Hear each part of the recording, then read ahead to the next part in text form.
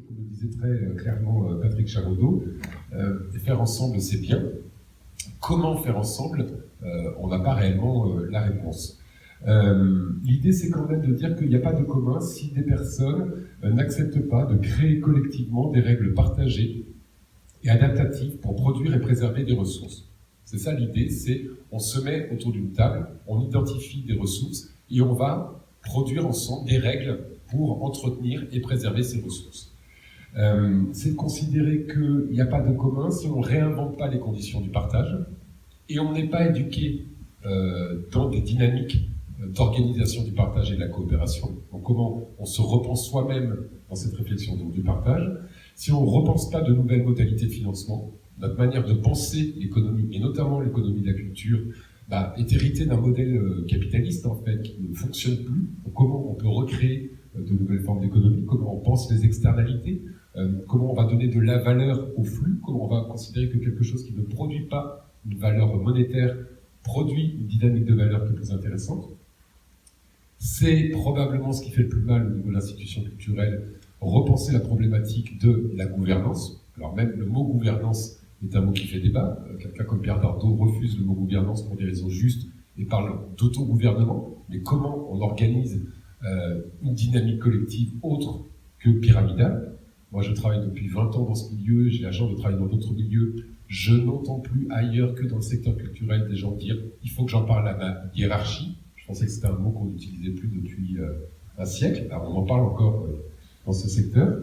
Il faut réfléchir aux nouvelles conditions de contribution multipartenariale, voire même penser des dynamiques de rétrécontribution, c'est-à-dire que dans un écosystème des communs, on a tous des apports différents qui ont une valeur et on peut les valider et les échanger. Et puis, il faut réinventer notre modèle juridique. Donc, pour mettre en œuvre les communs, le commun dont parlait Patrick Charodeau, il va falloir se reposer toutes ces questions. C'est aussi considéré, ça a été un apport très intéressant sur Nantes, que le problème des communs n'est pas frontalement le capitalisme. Le problème des communs n'est pas nécessairement l'acteur privé. Le problème des communs, c'est vraiment très associé à une question d'incapacitation. Donc il est clair que le marché nous prive de nos ressources. Mais ce que Pierre Dardot et Christian Laval disent très très clairement, c'est que, et c'est l'échec du communisme, l'État, l'institution, nous prive de notre capacité à agir. Donc, l'intérêt des communs, c'est vraiment de se positionner entre ces deux dimensions, la dimension du marché et la dimension de l'institution publique. Et c'est probablement dans ces deux que les communs peuvent rééquilibrer nos écosystèmes à différents endroits. Ce qui est intéressant dans la pensée de Patrick Dardot, et qui nous connecte vraiment à la question de culture des communs, c'est que quand on parle de communs, donc ça fait partie de tous ces petites bagarres sur l'utilisation des mots, mais c'est important. Beaucoup de gens vont parler de bien commun. Dardot et Laval disent, mais dès l'instant où on met le mot bien associé à quelque chose, on en fait un objet privatisable. Si on dit l'air est un bien commun, on ouvre la porte de nos imaginaires pour en faire un objet privatisable. Si on dit l'art est un bien commun, on en fait un objet privatisable. L'intérêt d'utiliser le terme commun à la différence de bien commun, c'est que commun centre notre réflexion sur l'action. Les communs, c'est agir, et c'est pas être propriétaire de quelque chose. Les communs, c'est associer théorie, réflexion, action. Donc c'est s'inscrire dans une praxis. En ça, les communs sont probablement un objet culturel majeur. L'intérêt aussi des communs, c'est que ça produit des enjeux sociaux nouveaux face à des imaginaires qui sont un peu fermés, et là on revient sur la problématique d'émancipation. Ça produit probablement du désir et ça produit probablement d'autres imaginaires économiques.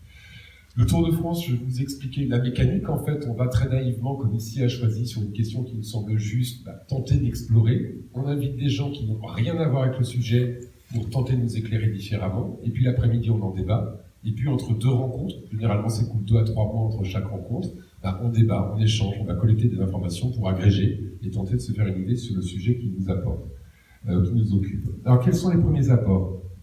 Armentières-Oviva, la problématique était juste géniale. Je suis directrice d'un lieu culturel et fondamentalement j'ai envie d'inventer et mes tutelles m'obligent à avoir un projet. Comment je peux travailler sans projet? Comment je peux créer en n'acceptant pas que je vais vers l'inconnu?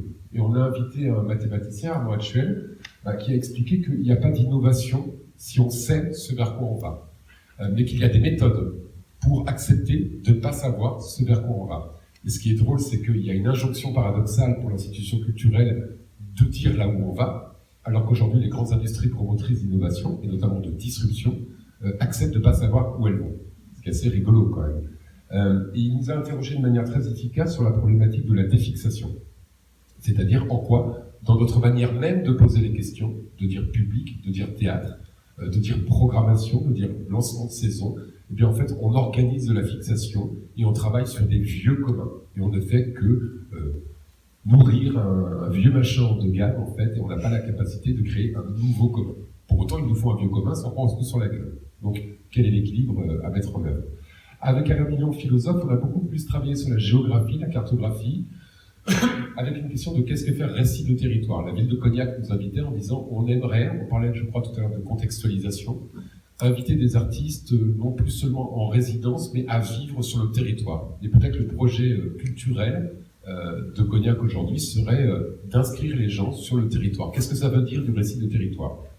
Alain Millon en fait nous a posé plus de questions qu'il n'a répondu à des questions, puisque c'est son job de philosophe, donc ça le protège. Pour nous dire qu'en fait, la vraie question d'un projet culturel, c'est simplement se réinterroger en permanence sur qu'est-ce qui nous lie. C'est effectivement, et ça rejoint ce que j'ai entendu chez Patrick Charoteau, c'est pour faire commun, autoriser et s'autoriser à se reléguer de l'espace commun. Et c'est ça l'intérêt de l'œuvre, en fait. C'est pas absorber autour d'un axe, c'est assumer le désaxement et donner la possibilité de la relégation. Et il n'y a pas de relégation volontaire il n'y a pas de commun si on n'autorise pas la capacité à se reléguer. Ce qui était aussi intéressant, et ça rebondissait sur Hatchwell, c'est de dire qu'il faut arrêter de mesurer ce que l'on va faire. Il faut faire. Et c'est en faisant que l'on voit effectivement si on a fait récit. Et puis c'est surtout accepter que les espaces dont on parle sont des espaces de la mobilité. Ce sont des anamorphoses, ce sont des mouvements en fait. Et donc il faut accepter le mouvement, sans quoi on ne peut pas avancer là-dedans. Il faut accepter aussi que de tout ce dont on parle, il n'y a pas de commun s'il y a une hiérarchisation. Il faut accepter ou refuser de hiérarchiser en fait les pensées dans lesquelles on s'inscrit. Nantes, c'était très rigolo, parce qu'on est arrivé avec Dardot sur une question, est-ce que le lieu de théâtre est encore un espace public? Donc ça, c'était quelque chose de violent. Et Dardot, en fait, lui est arrivé très clairement en disant il n'y a pas de politique, il n'y a pas de commun, il n'y a pas de politique culturelle à cause de l'institution. Pour une raison simple, c'est que l'institution prive du pouvoir d'agir. Donc, être sous tutelle pour un lieu de culture, c'est déjà s'empêcher de produire un commun. Autre proposition qui était aussi intéressante chez lui, c'est de dire il n'y a pas de commun s'il n'y a pas de dissensus. Le dissensus est à l'origine du commun. Or, l'institution tue le dissensus. L'institution produit du consensus. Donc, en fait, vous essayez de faire un projet de culture des communs inscrit dans un programme institutionnel qui n'y autorisera jamais.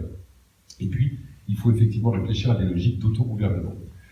Bagneux, c'était intéressant puisque eux, le plus petit cirque du monde, s'inscrivent entre l'espace culturel, l'espace de valorisation sociale du territoire, l'invention de nouveaux modèles économiques. Et il y a quelque chose qui traîne depuis le début du Tour de France, qu'on voit beaucoup dans les World Café l'après-midi, la question de la confiance. On ne peut pas agir s'il n'y a pas réciprocité, on ne peut pas agir si on n'est pas producteur de confiance. Et alors après, là, c'est même plus un trou. Voilà. Lui dit, il y a commun parce qu'il y a physicalité. Et c'est ça l'intérêt aussi de la pratique associée à la diffusion. Et puis est arrivé Bernard Target pour dire de toute façon il va falloir qu'on réfléchisse à un nouveau modèle parce que l'institution publique de la culture bouffe en fait 95% des budgets pour son propre fonctionnement et empêche toute forme de diversité. Voilà, en premier signal faible, sachant que avant les prochaines étapes du Tour de France, on va très certainement faire une étape de synthèse. On sera moins dans des sujets exploratoires, mais on va faire un travail plus construit de tout ce que nous avons entendu. Qu'est-ce qui ressort? Que peut-être il y aurait culture des communs à la question de s'inscrire réellement dans le faire et s'inscrire dans l'ouverture. Et en ça, ce Tour de France est assez intéressant parce que faire venir ces gens qui n'ont rien à voir avec la politique culturelle et qui sont intimidés à l'idée d'intervenir devant des gens des politiques culturelles, ça permet effectivement de produire de l'ouverture. Ouvrir les problématiques des lieux de culture sur massivement défixer nos approches. Or, Il y a une injonction paradoxale de l'institution qui fixe les différentes approches. Questionner la notion de programme. Le programme produit de la mort. Or, effectivement, si on doit inventer du vivant et du commun, il faut s'inscrire hors du programme. Donc, comment on se décolle du programme? Apprendre à nommer l'inconnu, le public, les profils de public, le théâtre, c'est déjà des choses qui font qu'on produit de la fixation. Donc, le commun dont on parle, comment mettre des mots qui vont nous fédérer. Donc, on recoupe un peu la problématique proposée par notre camarade. Travailler prioritairement à faire lien et avec le territoire. On en parlait tout à l'heure de la contextualisation. On se rend compte dans tous les essais que nous avons que dans les propositions alternatives qui sont faites, souvent reviennent les nouveaux commanditaires. Et on a un problème avec les spectacles vivants, c'est qu'il n'y a pas forcément d'économie du spectacle vivant dans une pratique de la contextualisation. Donc il y a même un jeu des acteurs à réévaluer sur des pratiques qui seraient plus ou moins contextualisées. Assumer la place de l'artiste et des publics dans les lieux culturels. Il semblerait qu'il y a aussi crise de la place des artistes dans l'institution culturelle. Repenser une gouvernance moins pyramidale des institutions culturelles. Assumer, motiver le dissensus et le débat, donc la place même de l'institution. Et c'est pour ça qu'on voit aussi émerger, depuis qu'on fait ce boulot, au carrefour des politiques culturelles, d'autres espaces, notamment les tiers-lieux, qui pour 82% d'entre eux revendiquent une action culturelle sur leur territoire. Et lorsqu'on va dans des rencontres sur ce sujet, on se rend compte en fait qu'on parle d'action culturelle sans jamais parler d'artistes et sans jamais parler d'œuvres. Pour autant, 82% d'entre eux revendiquent cette dimension culturelle. Et quand même, on entend toujours assez rapidement que pour un spectacle à 30 000 balles d'une scène nationale, on peut faire tourner 10 spectacles dans un tiers-lieu. C'est aussi un élément qui revient souvent. Assumer, penser l'espace de l'expérience et les possibles conditions de la déprogrammation. Produire de la confiance dans l'expérience, dans la réciprocité et dans une culture de la prise de soin. Prendre soin, réciprocité, confiance sont des mots qui remontent systématiquement sur les premières rencontres que nous avons eues. Voilà ce que je vous propose pour prendre le temps de déjeuner et avant de lancer le prochain World Café, c'est peut-être de vous faire une lecture croisée de ce que je repère des droits culturels autour de cette question de la langue, en fait, parce qu'on se rend compte que là où ça coince de la part de l'institution quand on parle des droits culturels, c'est assez rigolo. C'est-à-dire que l'institution est obsédée dans le discours sur les droits culturels sur la place de l'objet. Or, on se rend compte qu'au fondement du droit culturel, c'est la question de la personne qui doit être intégrée. Et l'institution s'obstine avec les derniers programmes du ministère de la Culture qui sont assez rigolos. Je veux dire, le Tour de France de Joconde ou je ne sais quoi. On est focus sur l'objet, on ne s'intéresse pas trop à la personne. Et lorsqu'on parle de droit culturel, rapidement la problématique dérive vers communautarisme. Alors c'est pas tout à fait le sujet, et c'est là où on s'est dit, tiens, sur la problématique des langues, nécessairement on voit poindre la problématique du communautarisme. Quid de ce qu'on est en train de faire? Est-ce que vaut mieux prendre le risque du communautarisme ou d'une culture étatiste? Donc il y a peut-être quelque chose à jouer. Et je vous proposerai une introduction après déjeuner sur d'où ça vient, ces droits culturels, qu'est-ce que ça raconte pour celles et ceux qui ne sont pas au fait. Maintenant, ce que j'ai envie de vous proposer avant qu'on fasse le tour de table, c'est qu'à chaque rencontre, j'essaie de faire des lectures croisées de sujets connexes aux problématiques qui nous occupent. Et quand même, quand on parle de langue, on voit qu'autour des communs, il y a quand même des choses qui ne sont pas très comprises. Est-ce qu'on parle de commun communisme? Est-ce qu'on parle de commun communautarisme? Et dès l'instant où on met la question de la langue, rapidement on tombe dans le communautarisme. Et le communautarisme, c'est vraiment aujourd'hui la principale opposition qu'il y a face à la problématique des droits culturels. Donc on en est où de la problématique des droits culturels? Et au final, une question que je veux un peu provocante, c'est que quand on débat de la sorte, est-ce qu'on n'est pas en train de privilégier une culture étatiste à la possibilité d'une culture communautariste? Les droits culturels constituent une vision de la culture fondée sur les notions de droit de créance, de diversité et d'identité. C'est un droit fondamental qui garantit à chacun la liberté de vivre son identité culturelle, comprise comme l'ensemble des références culturelles par lesquelles une personne seule ou en commun se définit, se constitue, communique et entend être reconnue dans sa dignité. Ça, c'est la déclaration de Fribourg de 2007. Les droits culturels sont un objet législatif qui est assez récent, puisqu'il a été publié en 2015 en France, mais ça remonte à bien plus loin. Ça remonte d'abord à la Déclaration universelle des droits de l'homme en 1948, où l'article 22 précise que toute personne est fondée à obtenir la satisfaction des droits économiques, sociaux et culturels indispensables à sa dignité et au libre développement de sa personnalité. Alors en 1982, il y a eu un surrajout à cette réflexion qui est un peu dérangeant pour pas mal d'acteurs de l'institution. Lors de la conférence mondiale sur les politiques culturelles de Mexico, on essaye de se mettre d'accord sur une définition. Qu'est-ce qui fait culture? Puisque, pour rappel, il y a à peu près 256 définitions de culture qui sont en débat. Et l'UNESCO propose en fait d'établir que la culture, dans son sens le plus large, est considérée comme l'ensemble des traits distinctifs, spirituels et matériels, intellectuels et affectifs qui caractérisent une société ou un groupe social. Elle englobe, outre les arts et les lettres, les modes de vie, les droits fondamentaux de l'être humain, les systèmes de valeurs, les traditions et les croyances. Quand on parle de culture, on peut aussi avoir affaire à une problématique un peu élargie. Et cette vision est amendée en 2001 par la Déclaration universelle de l'UNESCO sur la diversité culturelle, qui fut l'occasion pour les pays de réaffirmer leur conviction que la protection de la diversité culturelle est le meilleur gage de paix pour éviter les conflits entre culture et civilisation. Ça peut être un débat intéressant à l'heure des plateformes numériques internationales qui sont productrices de nos espaces contemporains de représentation et de socialisation.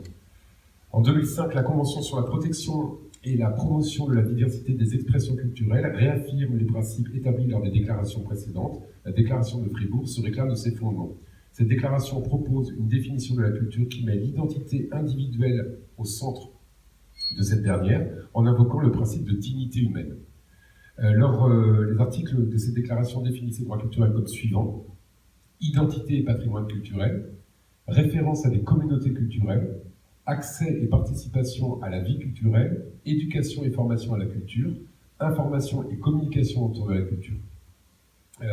Et cette déclaration, effectivement, a fixé quelques objectifs et a permis, en 2015, lors du vote de la loi NOTRe, tout un volet, qui est un volet sur les droits culturels. Donc, pour celles et ceux qui sont intéressés par le sujet, c'est aussi assez rigolo d'avoir les débats qu'il y a eu dans le cadre du vote de cette loi sur les droits culturels, avec comme principale crainte, est-ce que voter les droits culturels, est-ce qu'il y a un risque d'opposabilité? Autrement dit, est-ce que demain, des musulmans radicaux vont sonner à la porte du théâtre de Choisy pour dire il y a telle proposition qu'on voudrait faire. Donc ça ne rentre pas dans le cadre de la loi sur les droits culturels.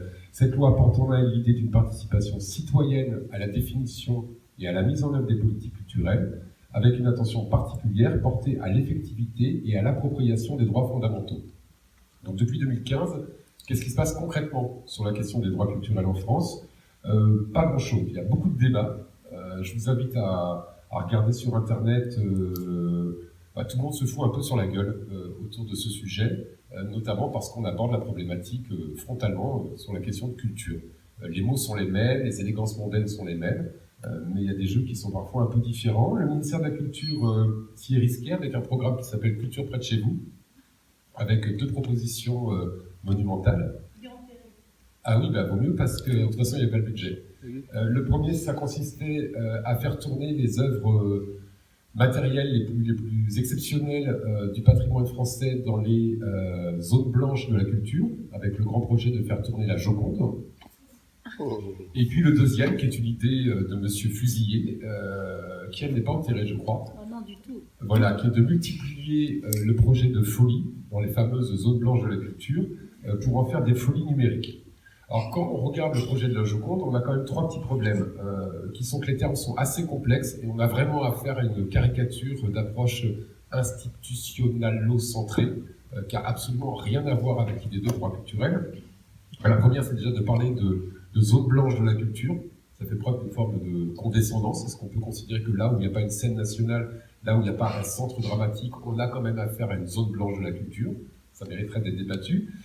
Il y a quand même un deuxième problème sur ce projet-là, c'est qu'on parle bien d'objet, faire tourner la Joconde. Or, les droits culturels ne fixent pas l'attention sur l'objet artistique, mais sur la personne. Les droits culturels peuvent être définis comme les droits et libertés d'accès et de participation aux ressources nécessaires au processus d'identification culturelle développé tout au long de sa vie. Chaque personne est reconnue comme être de culture. Donc le sujet des droits culturels, c'est pas l'objet culturel, c'est la personne. Et en diffusant la Joconde, on ne répond pas forcément au sujet. Et puis, qui décide des droits culturels? Là, c'est l'expert du ministère de la Culture. Or, les droits culturels impliquent la discussion des libertés pour faire humanité ensemble. En prenant comme référence les droits humains universels, l'identité culturelle n'est jamais figée. Au contraire, elle progresse vers plus de liberté, en étant attentive aux différents, en entendant les autres identités dans leur liberté, la participation des personnes, la concertation avec la société civile pour sa construction et sa mise en œuvre dans un principe d'ascendance sont déterminants.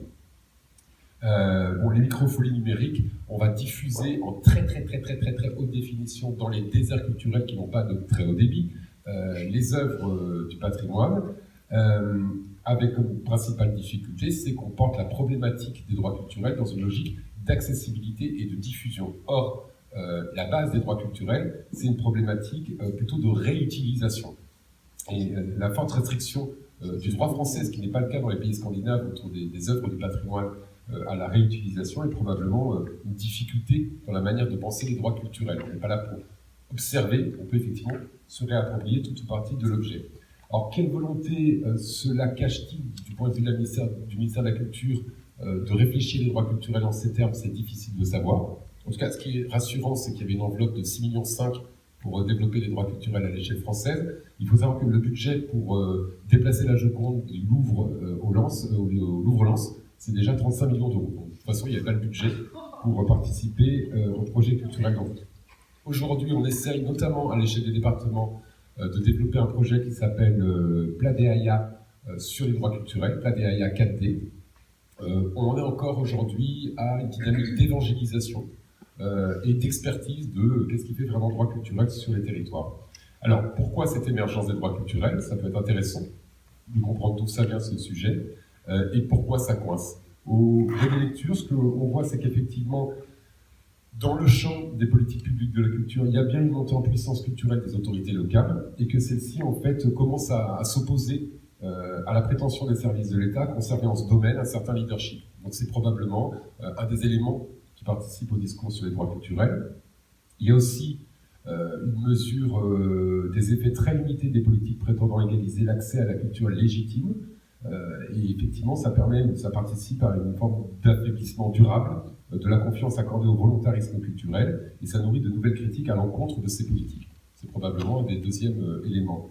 Troisième élément, l'émergence d'une attention portée aux pratiques amateurs, l'accueil des projets portés hors des institutions par des organisations non gouvernementales, la reconnaissance de formes d'expression situées autrefois au-delà des limites du champ d'intervention, l'intérêt croissant pour les industries puis pour l'entrepreneuriat culturel constituent probablement aussi des séries supplémentaires de critiques en acte d'un modèle d'intervention qui ne trouve plus aujourd'hui les soutiens dont il a pu bénéficier il y a encore 20 ou 30 années.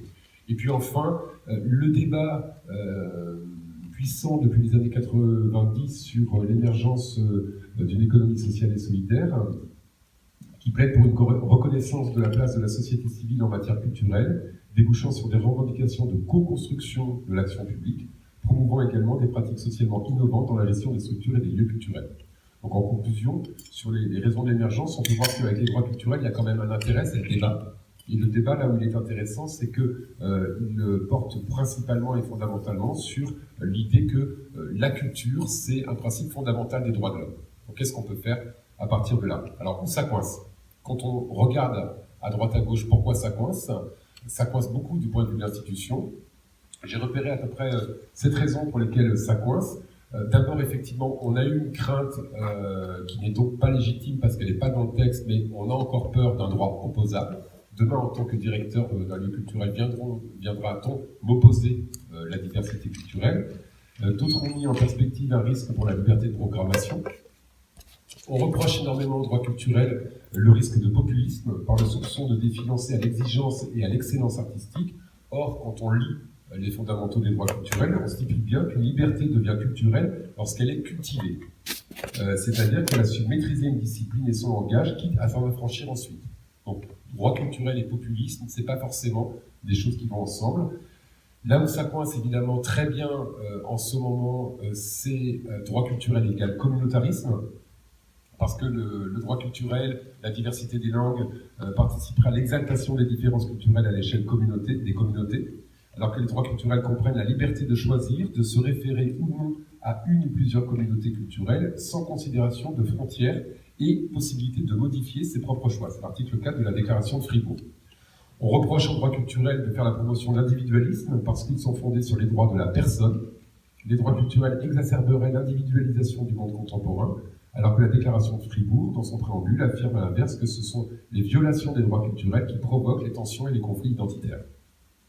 6e point, les droits culturels viennent heurter les façons les plus courantes de concevoir en France les politiques culturelles, puisqu'en fait, dans la manière dont ils sont pensés, ces droits culturels, ils touchent à l'éducation, ils touchent à la jeunesse, c'est-à-dire qu'ils décloisonnent une organisation des politiques culturelles françaises qui n'est tout simplement pas adaptée à la promotion d'une nouvelle manière de voir le sujet.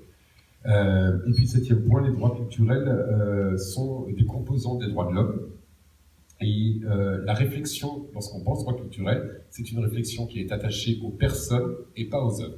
Et c'est là où, effectivement, la manière dont on a de concevoir nos politiques culturelles n'est probablement pas adaptée à ce changement de paradigme. Voilà, en première conclusion. Ce qui est bien, c'est que le débat avance, mais la mise en œuvre patine complètement. Au point où même on peut se demander si, en changeant le discours, on ne profite pas d'un changement de discours pour ne rien changer de l'action publique, grand classique. On privilégie une lecture rapide de la déclaration de Fribourg et on ne va pas dans le détail. On en retient en fait que les problématiques d'accès au patrimoine, l'accès et participation à la vie culturelle, liberté d'expression et de pratique culturelle, protection matérielle et morale des œuvres, droit à l'éducation et à la formation tout au long de la vie, liberté d'opinion et d'information, respect de la diversité culturelle, développement et coopération culturelle. On en oublie l'essentiel, en fait, qui sont au cœur de la problématique des droits culturels, c'est que les droits culturels, encore une fois, constituent une composante essentielle des droits de l'homme, que la culture ne se réduit pas aux œuvres d'art et que la vie culturelle n'a pas pour modalité l'unique accès aux œuvres. Elle concerne d'abord le niveau de participation, qui n'est plus seulement celui des organisations, mais celui des personnes. Voilà ce qu'on peut aujourd'hui poser comme un débat qui est assez émergent. 3 ans dans l'histoire des politiques contemporaines de la culture, c'est court.